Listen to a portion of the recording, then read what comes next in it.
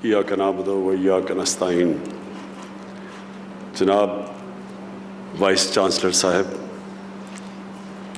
हमारे students, faculty members, मेरे वज़रा, chief minister साहब, मैं सबसे पहले तो आपका शुक्रिया अदा करता हूँ कि आपने मेरे लिए अच्छे अल्फाज कहे। आपका बहुत बहुत शुक्रिया। मैं यहाँ पहले भी आया हूँ और मुझे जो चीज़ पसंद आई मलाकंड यूनिवर्सिटी की, वो मैं आपको बताऊँ वो क्या चीज़ है। मैं दुनिया में सारी यूनिवर्सिटीज़, बड़ी बड़ी यूनिवर्सिटीज़ में फिरा हुआ हूँ, दुनिया की टॉप यूनिवर्सिटी में पढ़ा हुआ हूँ, और जो मेरा ख्वाब है, जो नमल यूनिवर्सिटी, वो मेरा ये ख्वाब है कि वो पाकिस्तान की ऑक्सफोर्ड यूनिवर्सिटी बनेगी। एक यूनिवर्सिटी, सिर्फ यूनिवर्सिटी नहीं, एक नॉलेज सिटी। और एक अल-कादर यूनिवर्सिटी जो इंशाअल्लाह सितंबर को शुरू होगी। अल-कादर यूनिवर्सिटी एक और किस्म की चीज़ है। मैंने दुनिया के बड़े बड़े इस्लामिक स्कॉलर्स जो दुनिया में होते हैं, उन सब को बोर्ड के ऊपर लेके आया हूँ, और मेरी कोशिश ये है कि अपनी कौम को एक ऐसी इंटेलेक्चुअल लीडरशिप दूँ अल-कादर यूनिवर्सिटी से कि जो लोगों को समझ तो आए कि अल्लाह ने क्यों हमें पैदा किया, हमारा इस दुनिया में मकसद क्या है, हम जब इस दुनिया से जाएंगे तो हमारा क्या होगा। ये सिर्फ़ और सिर्फ अल्लाह ने जितने भी पैगंबर भेजे थे, वो उनका मकसद ही ये था कि इंसानों को ये बताएं। सब पैगंबरों का यही मकसद था। तो इंसान और जानवर में क्या फ़र्क है? जानवर भी आता है, बच्चे पैदा करता है, खाता पीता है, मर जाता है। तो अगर इंसान भी पैसा बनाए, बच्चे पैदा करे, अपने लिए खाए पिए और मर जाए, तो उसमें और जानवर में ज़्यादा फ़र्क नहीं है। इंसान अशरफुल मखलूक़ात है, अल्लाह की सबसे अजीम मखलूक। फरिश्तों को अल्लाह ने कहा कि इसके सामने झुको, और शैतान को अल्लाह ने उसको, यानी जो उसको कंडेम किया, वो किया इसलिए कि उसमें तकब्बर था। वो कहता मैं इंसान से ज़्यादा सुपीरियर हूँ। लेकिन अल्लाह ने कहा कि मैंने इंसान में वो सलाहियतें दी हैं जो तुम्हें भी नहीं पता और तुम्हें भी नहीं दी। कहने का मकसद यह है कि इंसान एक बहुत, अल्लाह ने अपनी सबसे हमें अजीम मखलूक बनाया। तो जब तक इंसान अपना दुनिया में मकसद नहीं समझता, ये दुनिया में आप देखें अफरा तफरी मची हुई है, लालच है, पैसे के पीछे भाग रहे हैं कि जैसे पैसे से खुशी आ जाएगी। एक न्यूयॉर्क टाइम्स से मैंने पढ़ा एक दफ़ा, एक 50 साल आदमी न्यूयॉर्क के अंदर टॉप साइकाट्रिस्ट था। उसने 50 साल के बाद अपनी फाइंडिंग्स दी, और उसके नंबर 1 फाइंडिंग क्या थी कि उसने कहा जो मेरे पेशेंट्स थे, उनमें मैंने एक चीज़ देखी कि जितना जितना उसका पैसा बढ़ता रहा और उसकी दौलत बढ़ती रही, उतनी उतनी उसकी खुशी कम होती गई। इन्वर्स रिलेशनशिप थी पैसे की और खुशी की। अब मैं कहना नहीं चाहता, लेकिन हमारे भी हैं। अब देखें कि वो इतने बड़े बड़े यहाँ अरबोपति बैठे हुए हैं, आप यकीन करें, मैं आपको लिख के देता हूँ कि उनको पता ही नहीं कि इनके पास कितना पैसा है। 30 साल में इस मुल्क का पैसा चोरी किया, उनको पता ही नहीं है कितना पैसा है। लेकिन अल्लाह कुरान में कहता है कि मेरी ज़मीन पे निकल के देखो, हर जगह मेरे इशारे हैं, हर जगह मैं सबक देता हूँ तुम्हें। तो इनको देखो कि लानत है ऐसे पैसे की। बच्चे भी झूठ बोल रहे हैं, वो भी झूठ बोल रहे हैं, कभी अस्पताल में जा रहे हैं, कभी जेल में जा रहे हैं। ये हमारे लिए इबरतनाक चीज़ है कि पैसा खुशी नहीं देता। खुशी उसको मिलती है जो आप 5 वक्त की नमाज में अल्लाह से एक चीज़ ही मांगते हैं कि अल्लाह मुझे उनके रास्ते पे लगा जिनको तूने नेमतें बख्शी, उनके नहीं जो अपनी तबाही के रास्ते पे निकल गए। ये सारा वक्त आपकी ज़िंदगी के अंदर ये 2 रास्ते आएंगे। اور ایک خوشی کا راستہ ہے اور ایک آپ کی تباہی کا راستہ ہے. ایک وہ راستہ ہے جو آسان راستہ نہیں ہے، مشکل راستہ ہے.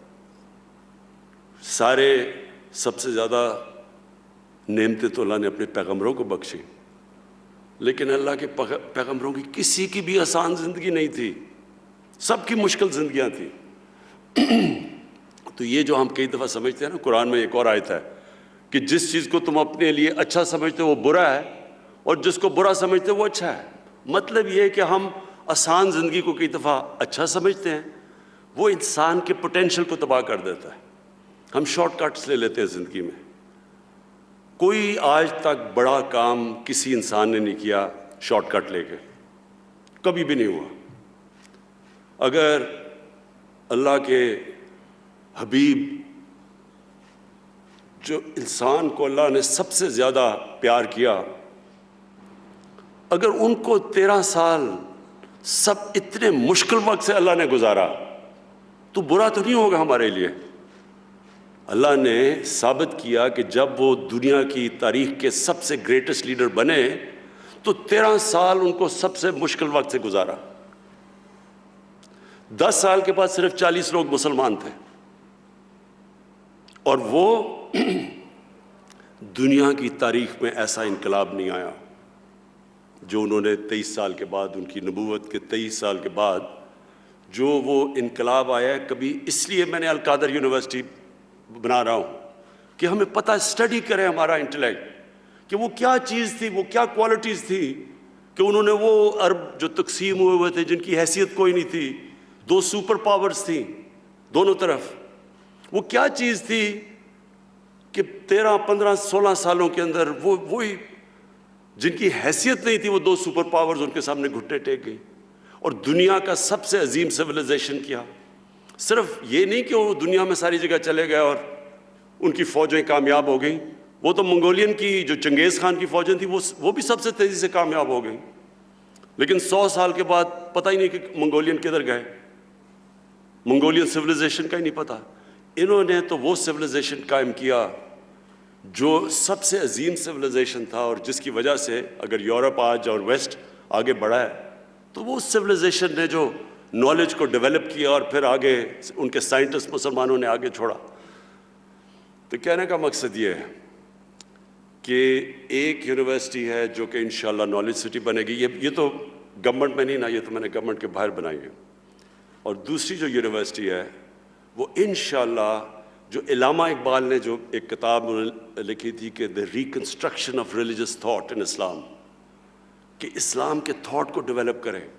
ہمارے انٹلیکچوئلز آئیں، وہ بتائیں کہ یہ ملک بنا کیوں تھا. اگر یہی ملک بننا تھا کہ جی ٹاٹا برلا کی جگہ یا شریف اور زرداریوں نے امیر ہونا تھا تو اس کا مقصد کوئی نہیں تھا.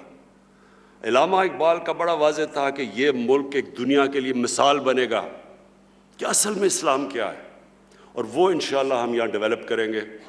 یونیورسٹیز کے اندر بھی میں نے کہا کہ ایک ضرور ہمیں ایک سے شروع کریں گے. ابھی ہم سرگودا یونیورسٹی سے شروع کر رہے ہیں. پی ایچ ڈی کلاسز ہوں اور پھر باقی یونیورسٹیز کے اندر ضرور ایک کلاس ہو جو ڈیولپ کرے کہ ہمیں انسان بنائے.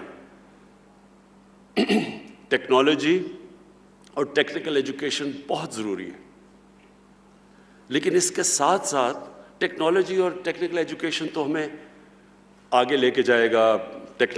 جو ٹیکنالوجی کی اب ریولوشن آ رہی ہے دنیا میں، اس سپیڈ پہ کبھی ٹیکنالوجی آگے بڑھی نہیں جو اس سپیڈ پہ آج بڑھ رہی ہے. تو وہ تو ہمیں اس پہ شرکت کرنی ہے پوری طرح. ہم آگے پیچھے رہ گئے ہیں. ٹیکنیکل ایجوکیشن کی بہت ضرورت ہے کیونکہ ہمارے اتنے زیادہ بے روزگار نوجوان ہیں، ان کو جب تک ٹیکنیکل ایجوکیشن نہیں ملے گا روزگار نہیں ملے گا. یعنی وہ، اور جتنا ہم اپنے انسانوں کے اوپر ویلیو ایڈ کرتے جائیں، جتنا ان کے اوپر خرچ کرتے جائیں گے وہ معاشرے میں ویلیو ایڈ کریں گے. اور دنیا میں تو وہ اکانومی اوپر جاتی ہے جو نالج اکانومی ہے.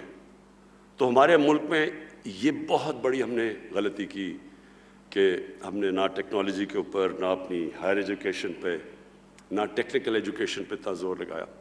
تو یہ دونوں ساتھ ساتھ جاتے ہیں.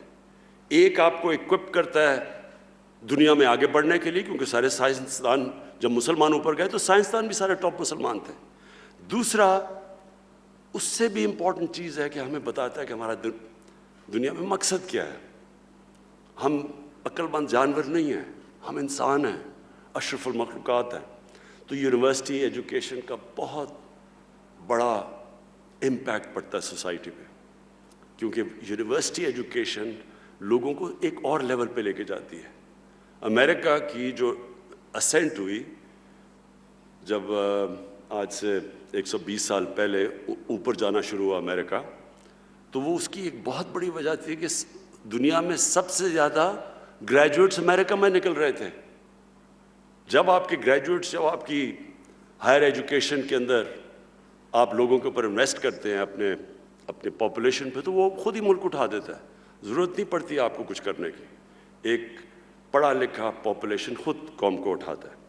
تو میں آپ کو خراج تحسین پیش کرتا ہوں کہ یہاں سے آپ کے اتنے زبردست رزلٹس ہیں ملاکنڈ یونیورسٹی کے، اور انشاءاللہ میں نے محمود خان کو کہا ہوا ہے کہ جیسے جیسے ہمارے حالات بہتر ہوتے جائیں گے، ہم بڑے مشکل حالات سے نکلے ہیں، پہلے تو سال سٹیبل ہی کرتے رہے کیونکہ بالکل ملک مقروض تھا، اور میں آپ کو ذرا بتاؤں کہ مقروض کیسے تھا، یعنی آپ کو اسٹیٹسٹکلی پتہ چلے کہ ملک کے حالات کیا تھے۔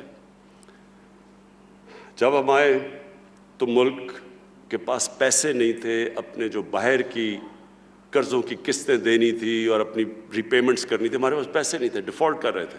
ہمارے دوست ملکوں نے مدد کی، بچا لیا ہمیں ڈیفالٹ سے۔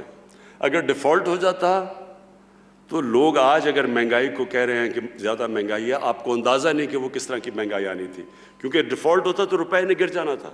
جب روپے نے گرنا تھا تو سب مہنگی ہو جاتی ہے۔ تو ابھی بھی جو مہنگائی ہے وہ اس لیے کہ 2018 کے شروع میں اور اب تک روپیہ 107 روپے ڈالر سے اب 155 یا 160 پہ پہنچا ہے۔ تو جب روپیہ گرتا ہے ساری چیزیں مہنگی ہو جاتی ہیں، امپورٹ سب کچھ، تیل، بجلی، ٹرانسپورٹ، باہر سے دالیں، گھی، جو چیز امپورٹ ہوتی ہے وہ مہنگی ہو جاتی ہے۔ تو ایفیکٹ روپے کی کمزوری سے پڑتا ہے۔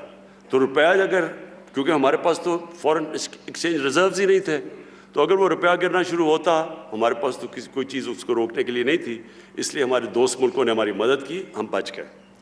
تو آج ذرا 2.5 سال میں آپ کو یہ بتاؤں کہ پچھلے نون لیگ کے 2.5 سال میں انہوں نے کتنا قرضوں پہ سود واپس کیا تھا؟ 3000 ارب۔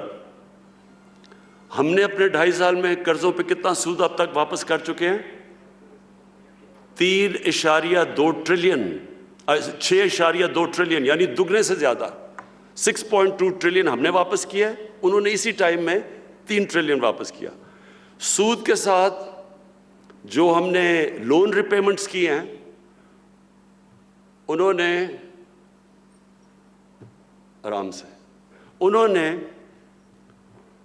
نے اپنے 2.5 سال میں کتنی ریپیمنٹس کی تھیں؟ لون پلس انٹرسٹ 20 ٹریلین، 20,000 ارب۔ ہم نے ابھی تک کتنی کی ہیں؟ 35,000 ارب۔ سو اس کا ہوتا کیا ہے؟ جب آپ اتنے زیادہ قرضے واپس کرتے ہیں، پیسے ہی نہیں ہوتے اپنی تعلیم پہ خرچ کرنے کے لیے، ہسپتالوں پہ، سڑکوں پہ۔ تو یہ تو ہم اب میں آپ کو بتاتا ہوں کیا کرنا ہے، ہمارے جو چیلنجز اور ہم کیا کر رہے ہیں۔ نمبر 1، اب ہمارے اوپر یہ قرضوں کا بوجھ پڑا ہوا ہے، اس کو ہم نے واپس کیسے کرنا ہے؟ ویلتھ کریشن سے۔ ایسے پروجیکٹس بنانے ہیں جو کہ ہماری دولت میں اضافہ کریں۔ مثلا لاہور میں راوی سٹی بنا رہے ہیں، نیا شہر، اس کے اندر ٹریلینز کی یعنی کئی ہزار ارب روپے کی اس کے اندر ویلتھ جنریشن ہوگی۔ ہمارا کوئی خرچہ نہیں ہوگا کیونکہ پرائیویٹ سیکٹر آئے گا۔ ایک کراچی میں بنڈل آئلینڈ ہے، بڑے بڑے انویسٹرز انتظار کر رہے ہیں، جس وقت ابھی سندھ حکومت ہمیں کسی وجہ سے اجازت نہیں دے رہی، لیکن بڑے بڑے انویسٹرز آ رہے ہیں جو کہ وہاں انویسٹ کرنا چاہتے ہیں۔ اس سے کیا ہوگا؟ فورن ایکسچینج آئے گا ہمارے پاس، ہمارا روپیہ مضبوط ہوگا۔ پھر ہم نے لاہور میں ایک ڈسٹرکٹ بنائی ہے، بزنس ڈسٹرکٹ۔ ہم اندازہ لگا رہے تھے کہ اس سے 6,000 ارب روپے کی ویلتھ جنریشن ہوگی۔ پھر 2 بڑی ڈیمز بنا رہے ہیں 50 سال کے بعد، باشا ڈیم اور ممند ڈیم. 50 سال کے بعد یہ 2 بڑی ڈیمز بن رہی ہیں.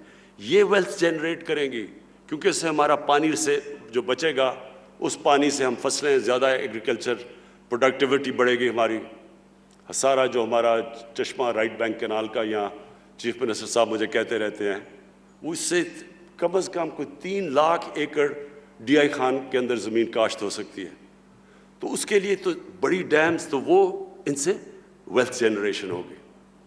پھر ہم کنسٹرکشن انڈسٹری کے وہ اس وقت ہماری کنسٹرکشن انڈسٹری کو ہم وہ انسینٹیوز دے رہے ہیں، اور وہ اس لیول کی کنسٹرکشن ہو رہی ہے جو پاکستان کی تاریخ میں کبھی نہیں ہوئی، کیونکہ ہم نے ان کو انسینٹیوائز کیا، ان کے لیے آسانیاں کی، اپنے لو کاسٹ گھر بنا رہے ہیں، افورڈیبل ہاؤسنگ لوگوں کے لیے.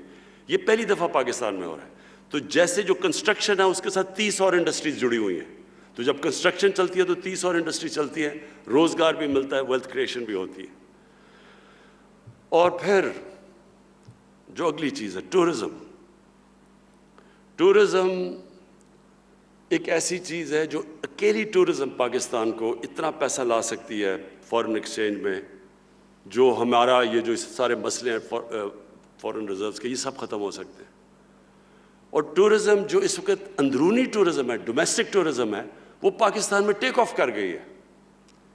اب سوات میں تو خیر آپ کو پتہ ہی ہوگا کہ کتنی ٹورزم ایک پچھلے 2 سالوں میں آئی ہے. کرونا کے باوجود کبھی پاکستان میں اتنی ٹورزم نہیں آئی. اور پہلے تو صرف گرمیوں میں آتی تھی، اب گرمیاں اور سردیوں میں ٹورزم ہے. اس لیے یہ بڑا اچھا آپ نے یہاں ہاسپٹیلٹی کی کلاسز رکھی ہوئی ہیں، بہت امپورٹنٹ ہے آپ کے لیے، کیونکہ ٹورزم میں ان پہاڑی علاقوں میں، دور دراز علاقوں میں اتنا روزگار ملے گا لوگوں کو. ان کو جانا نہیں، لوگ جاتے ہیں باہر، کوئی کراچی جاتا ہے، کوئی دبئی، کوئی سعودی عربیہ نوکریاں ڈھونڈنے کے لیے. لیکن جب یہ ٹورزم ٹیک آف ہو گئی، یہ سارے علاقے کے اندر لوگوں کو باہر نہیں جانا پڑے گا، کیونکہ جو وہ پیسہ جنریٹ کرتا ہے. میں آپ کو مثال دیتا ہوں. پاکستان تو کوئی میرے خیال میں 1 یا 2-3 ملین ڈالر بھی نہیں جنریٹ کرتا ٹورزم سے. ملیشیا جس کی صرف سی ٹورزم ہے 20 ارب ڈالر جنریٹ کرتا ہے. 20 ارب ڈالر. ہماری ایکسپورٹس 25-26 ارب ڈالر ہے، تو صرف ٹورزم سے. پھر ترکی 40 ارب ڈالر جنریٹ کرتا ہے ٹورزم سے. سوئٹزرلینڈ 2 فگرز آتی ہیں، 60 ارب سے 80 ارب ڈالر جنریٹ کرتا ہے. اور سوئٹزرلینڈ، ہمارا جو شمالی علاقے ہیں ناردرن ایریاز، وہ آدھے ہیں سوئٹزرلینڈ سے. سوئٹزرلینڈ آدھا ہے ہمارے ناردرن ایریاز سے، دگنا ہے سوئٹزرلینڈ کا سائز. تو ہم اگر اس کو صحیح معنی میں یوٹیلائز کریں، مجھے ایک آسٹریلین نے آ کے کہا کہ جو اسکیئنگ یہاں ادھر ہمارے ناردرن ایریاز میں ہے، وہ کہتا ہے اس نے دنیا میں کہیں نہیں ہے اس طرح کی اسکیئنگ. اور اسکیئنگ کے اوپر ہی سارا جو سوئٹزرلینڈ کا پیسہ بنتا ہی اسکیئنگ کے اوپر ہے. تو ہم صرف ٹورزم کو اب ہم پورا زور لگانے لگے ہیں ٹورزم پہ، اور انشاءاللہ اس کو پوری طرح. اور یہ جو آپ نے ملاکنڈ میں کورسز آف ہاسپٹیلٹی کے رکھے، زبردست کام کیا آپ نے، بیکاز یہ فیوچر ہے اب آگے. پھر جو انڈسٹریلائزیشن، دیکھیں ملک کبھی انڈسٹریلائزیشن کے بغیر نہیں آگے جاتا. سمپل چیز میں آپ کو بتا دوں، اگر آپ نے صرف کپاس اگانی ہے اور یہ دھاگا ایکسپورٹ کر رہے ہیں یا آم ایکسپورٹ کر رہے ہیں، اس سے کبھی ملک ترقی نہیں کرے گا. ہمارے پاس کبھی اتنی دولت نہیں آئے گی. سمپل ہے نا، ایک دکان ہے، ایک دکان آٹا بیچتی ہے، دوسری دکان کمپیوٹر بیچتی ہے. اب سوچیں اس کی کیا آمدنی ہے اور اس کی کیا آمدنی ہے. اسی طرح ملک جب وہ ویلیو ایڈ کرتا ہے، جب وہ نالج بیسڈ اکانومی بنا دیتا ہے، اس کی اتنی زیادہ ریٹرنز ہیں کہ وہ ملک اوپر اٹھ جاتا ہے. ملیشیا، جب مہاتر محمد ملیشیا میں آئے ارلی 80s میں، تو ملیشیا صرف ربر اور میرے خیال میں ٹن، یہ 2 ایکسپورٹس تھیں اس کی. اس نے آ کے الیکٹرانکس کی پہلے کاٹیج انڈسٹری بنائی، اور وہ آہستہ آہستہ وہی کاٹیج انڈسٹری پوری ان کی الیکٹرانک کی انڈسٹری بن گئی. 80 ارب ڈالر صرف اس کی الیکٹرانک ایکسپورٹس تھی. تو آگے ہم نے جو جانا ہے، ہم نے ٹیکنالوجی اور ٹیکنیکل ایجوکیشن لے کے. اور اپنی انڈسٹری کو اب ہم نے پہلی دفعہ، یہ 1950s میں ہماری انڈسٹری بڑی تیزی سے اوپر جا رہی تھی، بدقسمتی سے 70s میں نیشنلائز کر دی، وہ سارا کچھ رک گیا. اب ہم اس کے بعد پہلی دفعہ پاکستان اپنی انڈسٹری اٹھا رہا ہے. آخر میں جو آپ کو کہنا چاہتا ہوں، دیکھیں اللہ نے اس ملک کو کسی چیز کی کمی نہیں دی. اس میں اللہ نے اتنی نعمتیں دی ہیں کہ میں حیران ہوں کہ لوگوں کو پتہ ہی نہیں کیا نعمتیں دی ہیں اللہ نے. کوئی بھی نعمت یہاں ہے ہی نہیں جو کہ ہمارے پاس نہیں ہے اللہ کی. صرف مسئلہ یہ ہے کہ ہم نے اپنے اب مائنڈ چینج کرنے ہیں. جب میں کہتا ہوں نا نیا پاکستان، نئی سوچ چاہیے ہمیں. وہی جو پرانی گھٹی پسی طریقے ہم نے اختیار کیے ہوئے، جو ایک اور چیز میں مس کر گیا، ایگریکلچر، اس میں ہماری ساری پرانی ٹیکنیکس ہیں. ابھی بڑی اچھی آپ نے بات کی زیتون کی. آپ سوچیں ہم پتہ نہیں کوئی $3 ارب کا تیل باہر سے، ایڈیبل آئل ہم باہر سے امپورٹ کرتے ہیں. یہ ملک دنیا میں سب سے زیادہ زیتون اگا سکتا ہے، کیونکہ میں نے ایکسپرٹ کو بنایا کینیڈا سے. اس نے کہا کہ جو سارا دریائے سندھ کا جو رائٹ سائڈ ہے، اس سے بہتر زیتون اگانے کی کوئی جگہ ہی نہیں ہے. اور اس کی کتنی یعنی ویلیو ایڈ زیتون کا، جو آپ اگر صرف ہم ایکسپورٹ اس کی شروع کر دیں، اور یہاں پہلے تو امپورٹ نہیں کرنی پڑے گی اور پھر ایکسپورٹ کر سکتے ہیں. اور یعنی ایسا درخت ہے جو کم بارش پہ مشکل جگہ پہ اگ جاتا ہے. تو اس کے اوپر انشاءاللہ پورا زیتون کے اوپر لے کے آ رہے ہیں. پھر ایک ایووکاڈو ہے، میں صرف آپ کو مثالیں دے رہا ہوں. جو سب سے مہنگی سبزی گنی جاتی ہے اس کو ایووکاڈو کہتے ہیں. اتنا بہتر اگتا ہے ہمارے ملک میں. میں نے اپنے اسلام آباد میں گھر میں لگایا ہیں، وہ سر زبردست قسم کے ایووکاڈوز ہو گئے. ہم نے کبھی سوچا ہی نہیں. تو میں صرف آپ کو یہ سمجھا، تھوڑی جب انسان مشکل میں ہوتا ہے تو پھر آؤٹ آف دا باکس سوچتا ہے. وہ کہتے ہیں necessity is the mother of invention. جب آپ کو ضرورت پڑتی ہے تو پھر انسان کے اندر بڑی صلاحیت دیا اللہ نے. ہم کچھ بھی کر سکتے ہیں. ہمارا جو ایگریکلچر سیکٹر ہے اس کے اوپر صرف، اور انشاءاللہ میں اگلے ہفتے اب ایک نئی پالیسی لے کے آ رہا ہوں. وہ جب میں اناؤنس کروں گا انشاءاللہ آپ دیکھیں گے کہ ایک نئی سوچ لے کے آ رہے ہیں ایگریکلچر میں، بالکل ایک مختلف قسم کی سوچ. اور یہی سیکٹر انشاءاللہ ہمیں اکیلا سیکٹر بھی اٹھا سکتا ہے. تو میں آخر میں پھر سے آپ سب کا شکر گزار ہوں، اور انشاءاللہ پھر بھی آپ کے پاس آؤں گا. شکریہ.